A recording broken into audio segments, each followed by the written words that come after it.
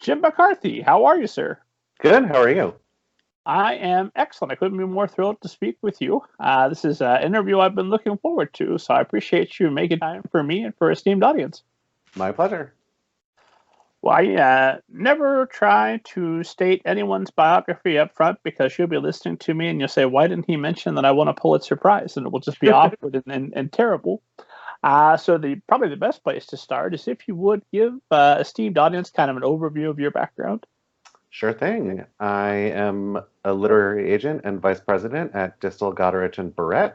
I started there in 1999 as an intern, and when I graduated from college in 2002, there was a full-time job that just happened to open up, and I've been there ever since. It's been a wonderful 2 decades, and I represent mostly fiction and mostly fiction in the young adult and middle grade spaces. I occasionally dabble in adult. I dabble in nonfiction.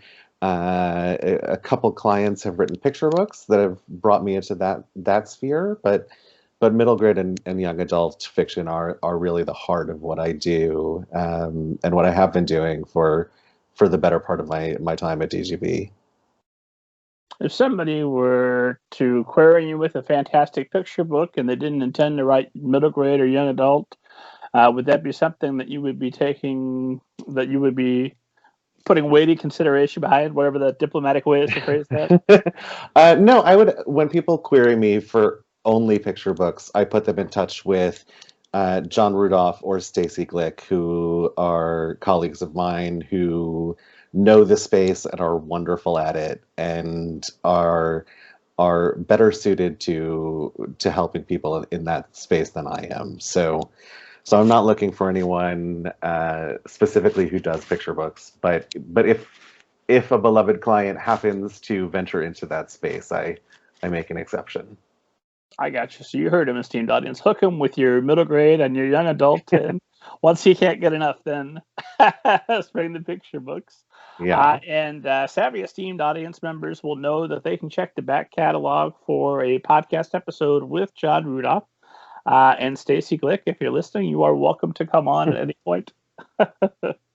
So 1999, that's when you're out of college and you're starting. Were you concerned that Y2K was going to take away publishing before you even got started? I now 21 years in have heard so many rumors of the end of publishing. I don't know that Y2K was one, but definitely ebooks were going to kill publishing, and certainly the current moment, people expressing fears that the coronavirus is going to kill publishing. And at a certain point, I just stopped acknowledging this idea that anything will end publishing. I think, since the dawn of the radio, people have been predicting the end of the written word, and I feel like I can call it, that we're in it for the long haul. Publishing's going to stick around, and yeah, we're going to be selling books for a long, long time. Certainly beyond our lifetime, so it may be that we never know what the actual conspiracy is. It's going to kill publishing. Yeah, I'm not going to venture a guess.